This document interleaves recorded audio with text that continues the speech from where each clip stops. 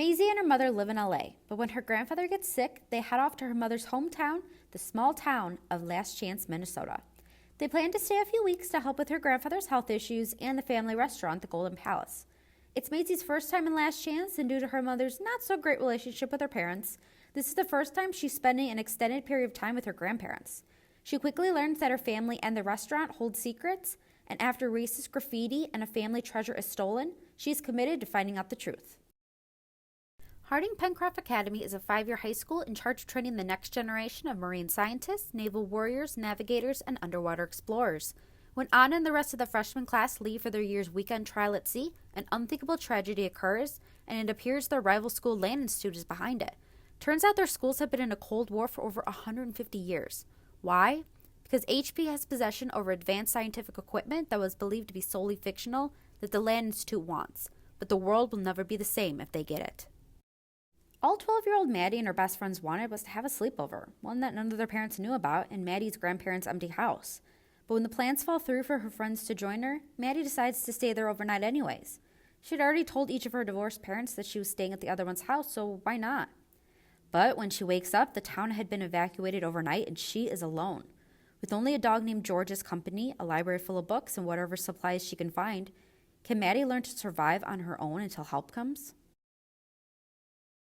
Logan is neurodivergent, has a photographic memory, and a need to ask any and all questions, as well as being an older foster kid, so he doubts that he's ever going to find a set of prospective parents that actually want to adopt him. When Gil and Margie decide to be his foster parents, he assumes that they will change their mind, but while staying with them, he quickly realizes that they aren't telling him the whole truth. Turns out they are superheroes. With having superhero foster parents comes danger. This danger being attacks by supervillains. When all hope is lost, could Logan really be the missing link to saving the day? After the tragic death of her father, Ophie discovers that she can see ghosts, a fact that she quickly learns to keep secret.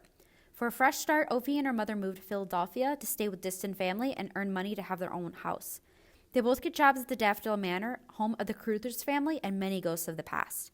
There, Ophie makes friends with a spirit who does not remember how or why she died. Ophie begins to investigate this mystery by using clues within the manor, the other ghosts, and by trying to strengthen her new friend to remember what happened. Can she solve this mystery and get justice for her friend? After Nimmer memorizes the Quran, her parents decide it's time for her to go to public school. She's thrilled to finally go to school with her best friend Jenna, but when school starts, Jenna begins acting like she doesn't even want her around. After she's overheard praying, the popular members of the school's boy band, the Barakah Beats, hear her and ask her to join their band. Despite music being against her family's religious beliefs, Nimmer decides to temporarily join to get her best friend back. But suddenly things get way more complicated than she expected. Can Nimmer keep her new friends and follow her beliefs at the same time? Everything changes for Zinnia's family when her brother Gabriel is diagnosed with bipolar disorder and enters a treatment facility. Mistaking the idea of it being private with it being a secret, Zinnia begins feeling isolated from her friends when she isn't able to tell them what's going on or why she's been forced to join the lunch club to talk about it. Her one happy place is her science classroom with her favorite teacher and the crayfish they're working with. When she has the chance to attend a Dream Marine summer camp, will she stay to help her brother when he's released, or will she put herself first? Pong was born in a prison. He's grown up dreaming of when he'd be able to join the light in the city of Chitana. All the light there is controlled by the governor, who created a magical light source after a great fire destroyed the city. When Pong has a chance to escape prison, he takes it and ends up on the run. At the same time, the prison warden's daughter, Nock, decides to search for Pong to redeem her family and their good name. A tale that takes inspiration from the classic story of Les Miserables, but with its own magical Thai spin, this classic tale is full of injustice, redemption, and hope.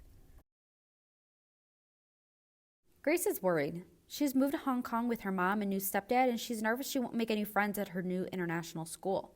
When a chance encounter with a mysterious old woman during a field trip has her taking home an egg, that egg hatches into a real-life dragon.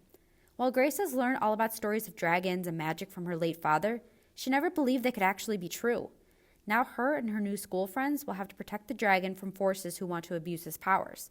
Can they figure out who is behind this and keep the dragon safe? What is the history of racism in our country? What does it mean to be anti-racist? And how can you make a difference? In this introduction of the history of race, racism, and anti-racism, readers will learn about these important ideas that have had a huge impact on our society. In child-friendly language and explanations, it will give them both information and guidance on how to be anti-racist and how to put those beliefs into action.